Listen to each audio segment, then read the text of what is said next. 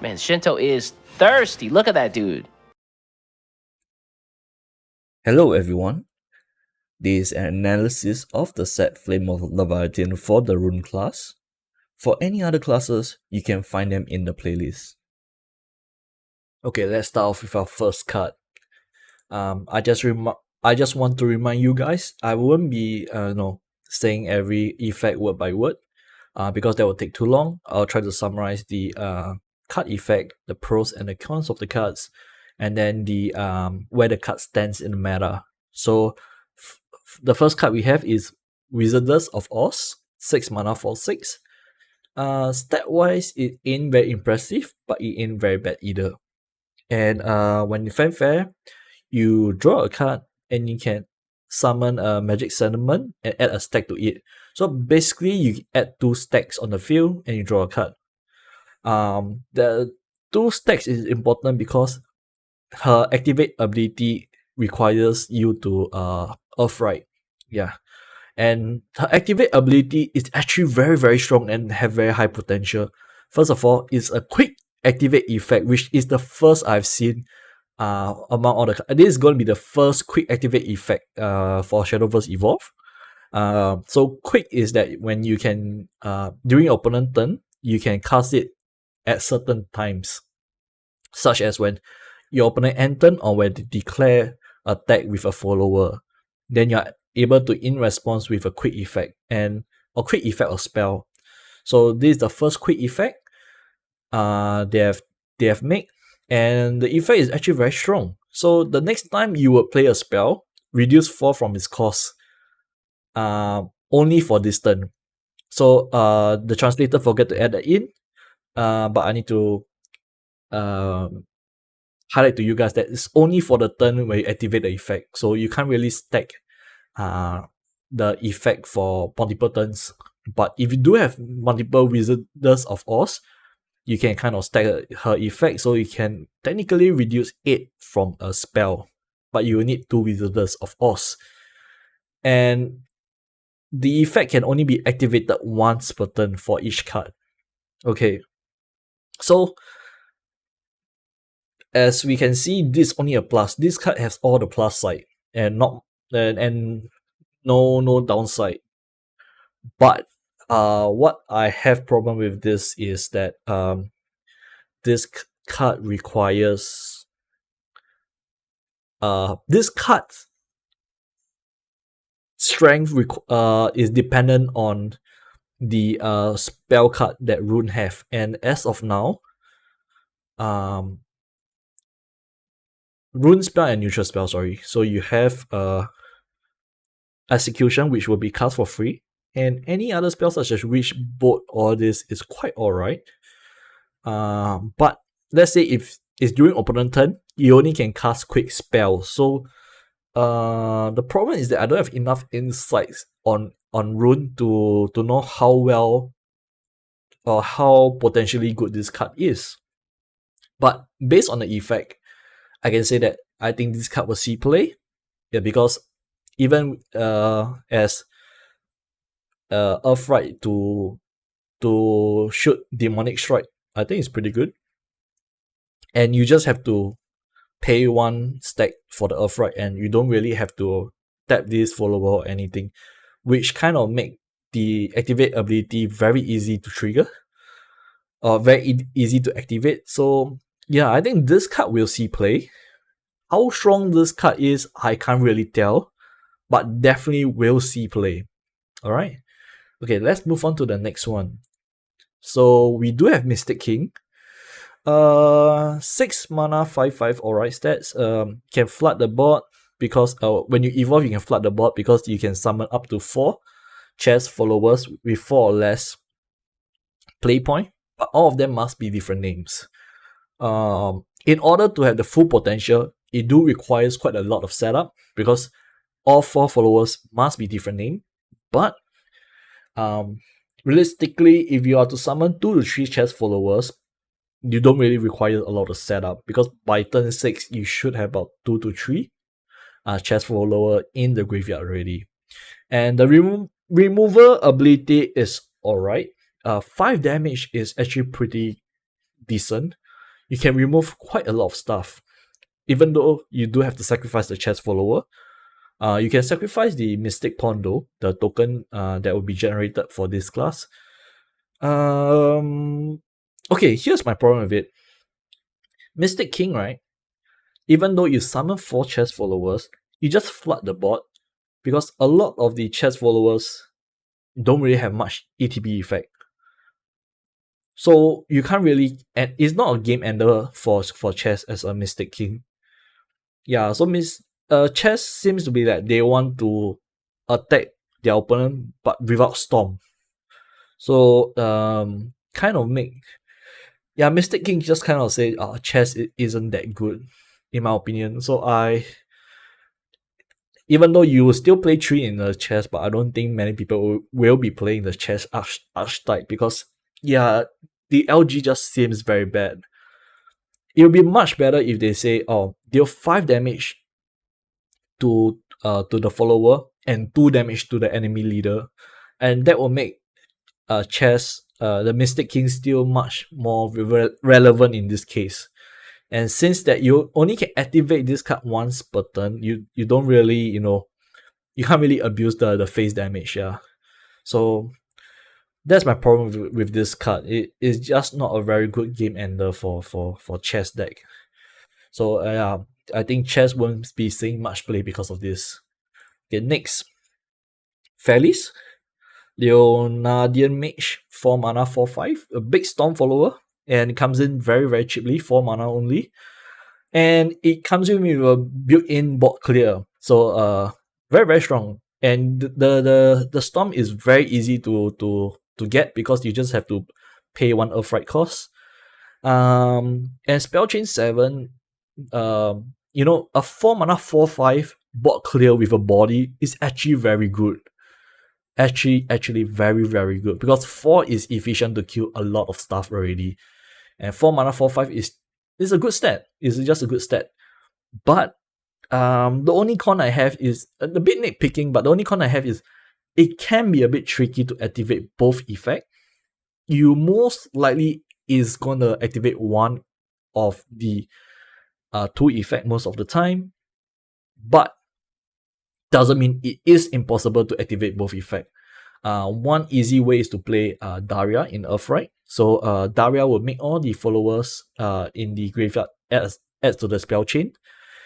In this sense, you have a Felis that can come in with Storm by paying 1 Earthright, and then still clear the board for Felis to have an empty board to the empty airspace to your opponent's face. This is how strong this card is. And this card, I think, is gonna see a lot of play in every Dirt Rune, and it pushes Dirt Rune to the next level. I can see Dirt Rune coming back in BPO3 just because of this card. And the 4 damage is actually very, very scary. Do not look down on this card. This card is going to be the death of you. And yeah, this card is very, very strong. Meta breaking, I think it might define the meta, not gonna lie. So for 4 mana, you can hit face of 4 for Dirt Rune. And Dirt Rune is known very well for their burn. This card is going to be a bit meta defining if I'm not wrong. Yeah. So let's move on to the next one. My Lady, Mystic Queen. Very bad card. So first of all, it's 4 mana. The stats is 2/2 and 3/3. Which is not that great. Even though it does summon a magical pawn, and that magical pawn will add to the evolve effect of dealing damage to the equal to the number of allied chest follower in play. Realistically, you'll be hitting about 3 to 4 damage, but at 5 mana, which is a big question mark for me, where 4 damage ain't that much, to be honest. Even maximum of 5 damage is not really the best at that mana at the mana point. So this card is just bad in general. Even though you do spawn a magical pawn and you still put a magical pawn in your EX area, the evolve is just abysmal about this card. I don't really like this card. And like I said, chess is not doing very well right now. with all the reviews. Okay, next we have Check. So I kind of like this card for chess. It's 3 mana. Deal 4 damage, which is an efficient removal for its cost. And you still can look at the top 3 of your deck and review a chess card with a different name than this card and put it in your hand. So it is a removal and not a top 4, but a top 3 searcher. Sadly, it have quick, which I think is not a problem. It's just a good searcher in general and a remover. Yeah, it just fixes the chess turn by removing a threat and set up for your next turn. But that's about it for it. Yeah. Most likely every chess that will play 3 of this. I mean every chess that will play 3 of this. That is if people play chess. Okay. So next we have Mr. Henlin, I think. Henlin. Shadow Mage. 5 mana 4/4. Okay, the effect, right, is a big question mark for me. So first of all, where will you want to play this card? Definitely not in D-Shift. For D-Shift, 5 mana to play this while leaving themselves open for enemy is not good. Even though yes, you might be recovering 4 mana, but you might miss, especially when they are playing other followers to discard their hand as well. In Daria, I guess alright, but I think most Daria player will rather play Olivia on turn 5 so that they can evolve Daria on turn 6. So I do not know where this card fits in. And definitely not in Dirt Room, because Dirt Room will want to play this card at all. And with that said, this card is a very big question mark. I don't think this card is ready for any deck right now. Too high of a cost for 5 mana, which 5 mana there is a lot more stuff to do, and opponent can pressure you at turn 5. You're just giving opponent an extra turn to hurt you very badly on turn 5. And yeah, this card is just not good at the moment, in my opinion. I can't see it being played in any of those decks. Though the act this card and discard a spell from hand and deal 4 damage is quite alright lah. It is a removal after all. But high cost, you still have to discard a card. You still have to tap this card. That's the problem I have with it. You're already discarding a spell. You still have to tap this card. Oh, okay. So that's about it for this card. I don't think this card will see much play in the next mana. So next we have Magical Knight. 3 mana 3/3. Evolve for 1. Okay, that's okay. Whenever ally chest follower comes to play, give them +1/+0. So it's a permanent buff, but in order for the effect to what I don't like about it is that it's only good if the other chest follower comes into play after him. And that makes this card very vulnerable, meaning that if he were to evolve on turn 3 this card, he does summon a magical pawn, so it becomes a 3/1, and that's about it. I will be removing this Magical Knight, and then my opponent just wasted 1 turn. You get what I mean? So I guess it is good for chess, but like I said, it's not looking good for chess right now. Yeah, so yeah, chess will play this, but same thing, not much chess player, I guess. And next we have Gingerbread House. 1 mana. Heal is a Earth Sigil, and it has a stack. Why it is good? Because here's the thing. Almost every deck, right? The first turn is free, except for aggro deck. So usually the first turn is free. If you can set up on turn 1, it's the best.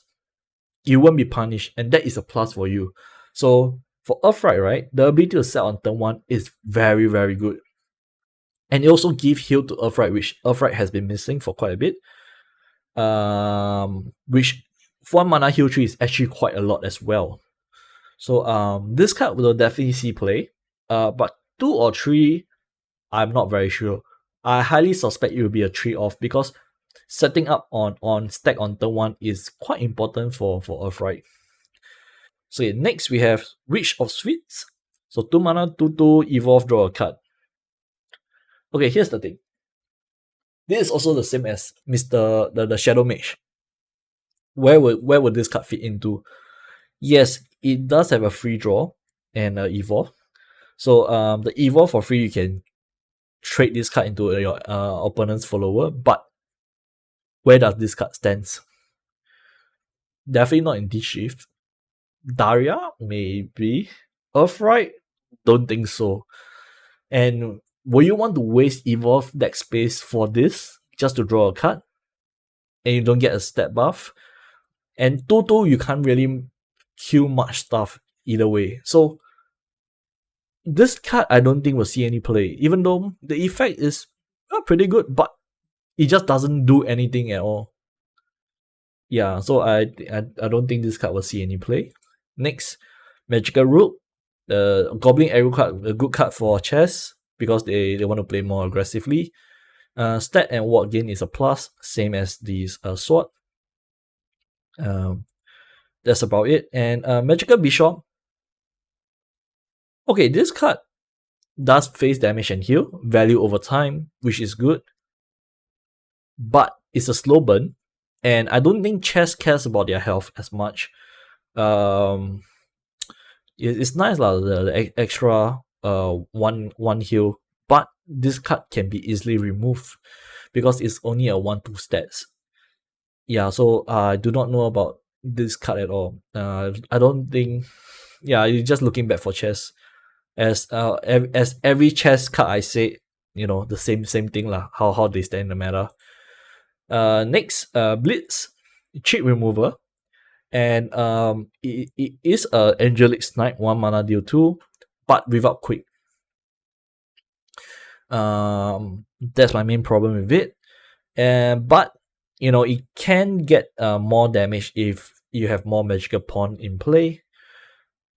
But as I said, chess, same thing. Next, okay, which quadrant?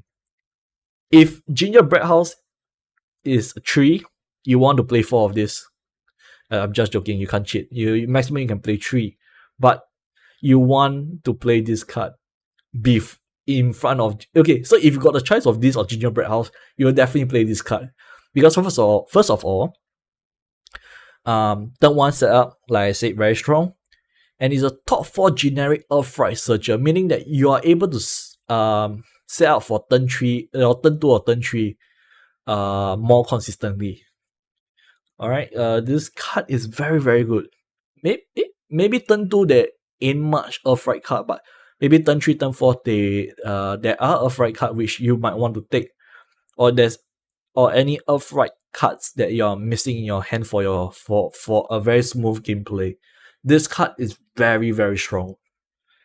Definitely will be played in every Dirt Rune, and Dirt Rune is looking very, very good right now in the meta.